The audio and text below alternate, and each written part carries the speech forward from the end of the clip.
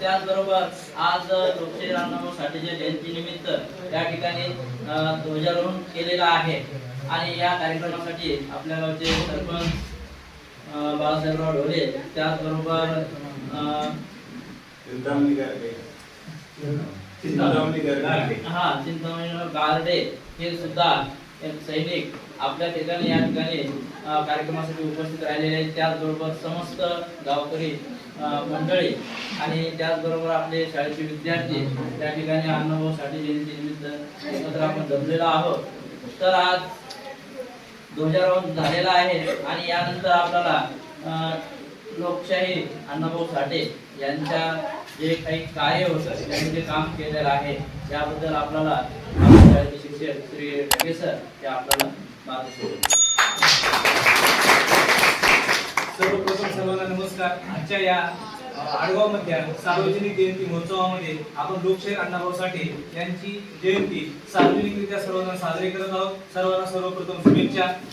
लोकशाही अण्णाभाऊ साठे यांचा जन्म हा 1 ऑगस्ट 1920 ला झाला। लोकशाही अण्णाभाऊ साठे हे फक्त साहित्यिक नव्हते तर सामाजिक क्रांती करणारे एक नेतृत्व होते। ते सतत म्हणायचे की ही पृथ्वी शेष नागाच्या मस्तकावर तरलेली असून ही माझ्या सर्वसामान्य कष्टकरी गोरगरीब आणि काम करणाऱ्या श्रमिकांच्या तळहातावर तरलेली आहे, असे त्यांचे उदात्त विचार होते।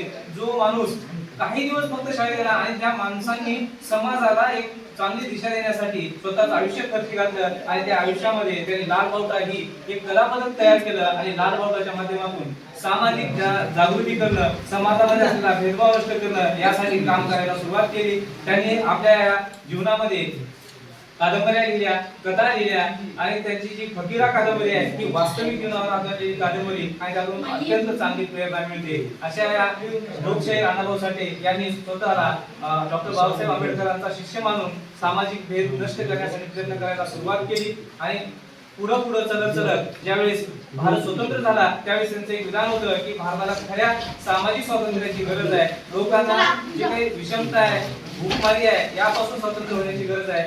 तोच विचार आज आपल्या तळागाळातल्या समाजाला लागू पडतो। तो म्हणजे आपण आपली परिस्थिती सुधारण्याचा प्रयत्न केला पाहिजे। आज 15 ऑगस्टला भारत स्वतंत्र झाला, पण खऱ्या अर्थाने आपला भारत देश कधी स्वतंत्र होईल जेव्हा आपल्या समाजामध्ये सामाजिक एकता तयार होईल, समाजामध्ये प्रत्येक शिक्षण घेऊन स्वतःची प्रगती करण्याचा प्रयत्न करेल। आज आपण या निमित्तानं आपण आडगाववासी आणि आपले जे काही समाज बांधव आहेत हे ठरवूयात की आपल्या लेकरांना चांगलं शिक्षण देण्याचा प्रयत्न करूया। ते कोणत्या शाळेत आहेत यापेक्षा त्यांना चांगले संस्कार, चांगल्या सवयी कशा लागतील यासाठी आपण सर्वांनी कटाक्षाने लक्ष देणे गरजेचं आहे। आपल्या समाजातील जे काही तरुण बांधव आहेत ते व्यसनाच्या आहारी जाणार नाही किंवा व्यसनाधीन होणार नाहीत यासाठी आपण सर्वांनी प्रयत्न करणं गरजेचं आहे।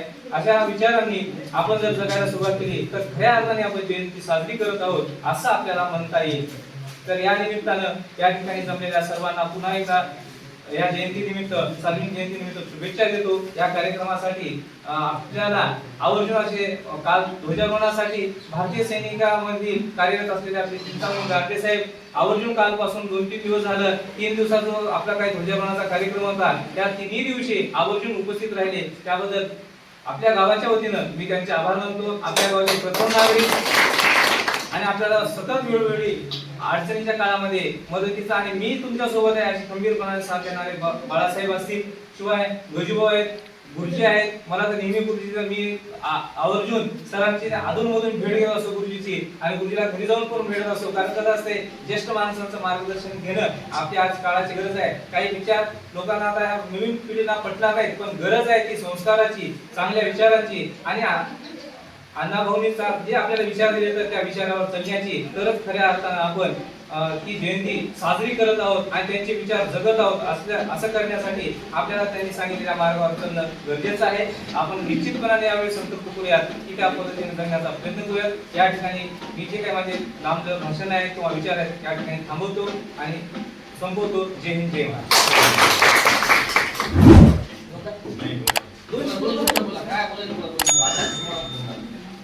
धन्यवाद सर.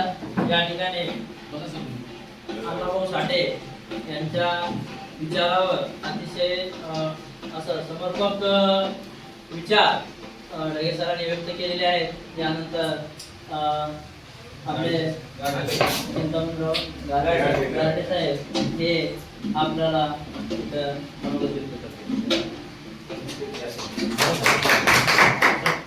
धन्यवाद. सर्वांना माहिती आहे की आपण इथं उपस्थित यशस्वी झालेले आहोत. सर्वप्रथम तर आपण लोकशाहीर अण्णाभाऊ साठे यांच्या 105वी जयंतीसाठी आपण सर्वांनी इथं उपस्थित होऊन आपण सर्वांनी मिळून लोकशाहीर अण्णाभाऊ साठे यांची जयंती उत्साहात आणि एकदम चांगल्या पद्धतीने साजरी करत आहोत.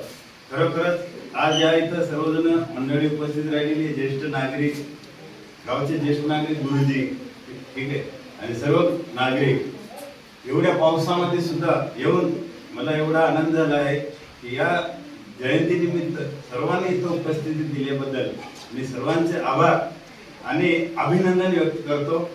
याचबरोबर जे अण्णाभाऊ साठे जयंतीची जी कमिटी आहे या कमिटीतर्फे आपल्या शाळेतील विद्यार्थ्यांना वह्या, पुस्तक आणि पेन याचं वाटप केलं जाणार आहे असं कमिटीतर्फे सांगण्यात आलेलं आहे. तर आभार प्रदर्शनासाठी श्री शिवभक्त सरांना नाही दिली मास्तर भांडण वाच नाही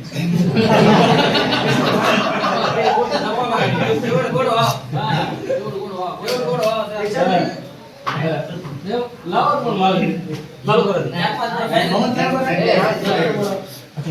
आज अण्णाभाऊ साठे जयंतीनिमित्त आपल्या गावातील जे सीमेवर आपल्या देशात संरक्षण करणारे असे आपले साहेब या कार्यक्रमावर उपस्थित झाले. आमच्या गावातर्फे, आमच्या शाळेतर्फे मी त्यांचं आभार व्यक्त करतो. तसेच आपल्या गावचे सरपंच प्रथम नागरिक बाळासाहेब डोळे हे देखील या कार्यक्रमाला आवर्जून उपस्थित झाले. त्यांची ग्रामपंचायत सदस्य आणि शाळा व्यवस्थापनाचे आमचे अध्यक्ष असो किंवा सदस्य असो यांनी देखील या कार्यक्रमाला उपस्थित राहून या कार्यक्रम शोभावली. आमच्या गावकऱ्यातर्फे आणि शाळेतर्फे आम्ही त्यांचं आभार व्यक्त करतो आणि कार्यक्रम संपतास आपण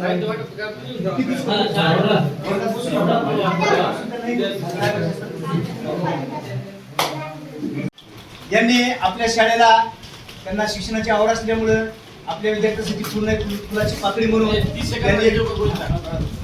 पूर्ण फुलाची पाकळी म्हणून आपल्या शाळेला शैक्षणिक साहित्य दिलेलं आहे. एक वही आणि एक पेन वर्ग पहिली पासून ते वर्ग 7वी पर्यंत सर्व विद्यार्थ्यांना, जे की आपल्या शाळेचे 64 विद्यार्थी आहेत, या सर्व विद्यार्थ्यांना त्यांना शिक्षणाची तळमळ असल्यामुळं आणि अण्णाभाऊ साठे जयंती असल्यामुळं या निमित्त त्यांनी आपल्याला सप्रेम भेट म्हणून आपल्याला काही वही आणि पेन दिलेले आहे. आपण सर्वांनी त्या वहीचा आणि पेनचा वापर कसा करायचा तुम्हाला माहित आहे. अशा प्रकारे आपण आपल्या शाळेतर्फे आपण त्यांचे आभार व्यक्त करूया. Clap clap.